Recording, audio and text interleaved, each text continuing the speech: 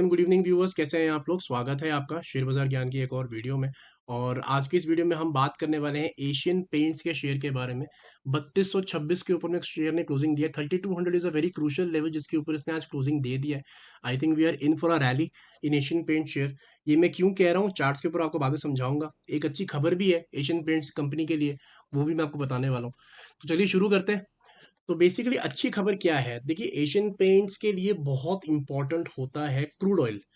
Crude oil जितना महंगा होगा, बिकॉज इनके जो पेंट्स बनते हैं उसके अंदर में बेस मटेरियल क्रूड ऑयल ही लगता है। और जितना महंगा क्रूड ऑयल होगा उतना इनको रॉ मटेरियल कॉस्टिंग पड़ेगी, उतने इनके मार्जिन हिट होंगे।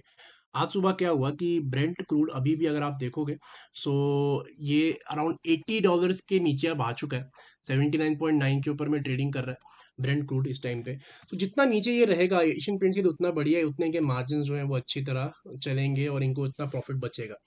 That is the psychological thing. And also अब जितनी देर ये $80 $90 के नीचे रहेगा, उतने टाइम तक ये कैश इन कर सकते हैं। एंड इनके मार्जिन अगले क्वार्टर में आने वाले नंबर में थोड़े इंप्रूव होंगे, या फिर हो सकता है उससे अगले क्वार्टर में इसका रिफ्लेक्शन हो। तो ये चीज़ है एक। अब हम टेक्निकल एस्पेक्ट से अगर बात करें तो देखिए एशियन पेंट्स काफ़ी इंटरेस्टिंग है, और मैं आपको ना ये चीज़ डेली चार्ट पर दिखाना चाहता हूँ। पहले हुआ क्या है एशियन पेंट्स के अंदर में, तो देखिए 2021 में पहली बार इसने 3500 के 50 के करीब एक लेवल बनाया था। दो जो 2021 के सितंबर में बनाया था, दैट वाज एग्जैक्टली 3505। ठीक है। उसके बाद में दोबारा से इसने एक लेवल बनाया, दैट वाज अराउंड 3590, 3590, मतलब पिछला लेवल तोड़ दिया, लेकिन ज़्यादा ऊपर नहीं जा पाया, 2% जाके रुक गया। उसके बाद में पूरा ड्रॉप आया एशियन पेंट्स के अंदर में, और एक डबल बॉटम का फॉर्मेशन एशियन पेंट्स ने किया है।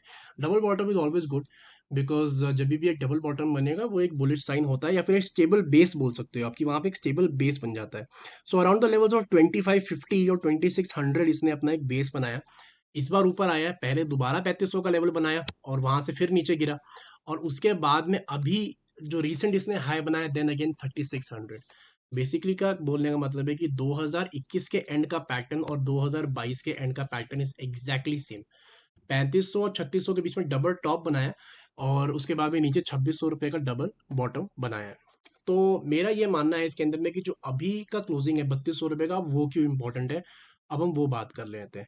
और उसके लिए मैं आपको दोबारा ले जाना चाहूंगा इसके वीकली चार्ट्स के ऊपर में। ये आ गया weekly chart.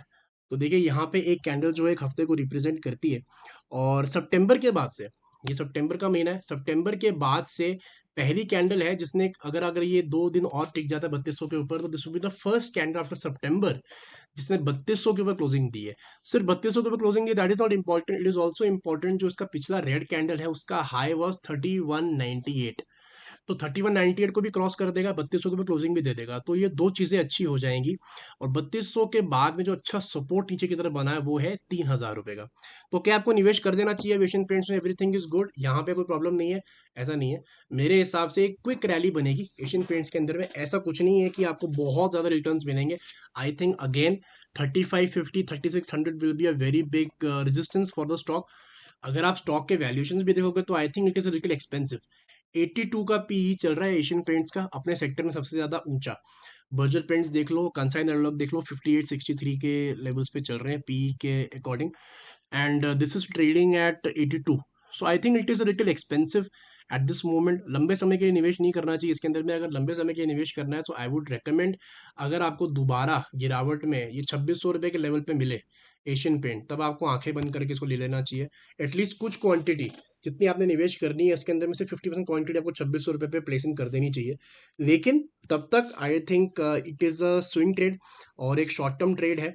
Because I have रीआइटरेटेड this many times कि अगर लंबे समय के लिए निवेश करना इम्पॉर्टेंट है, नो डाउट इन दैट, लेकिन एक सही लेवल पे निवेश करना उससे ज़्यादा इम्पॉर्टेंट है।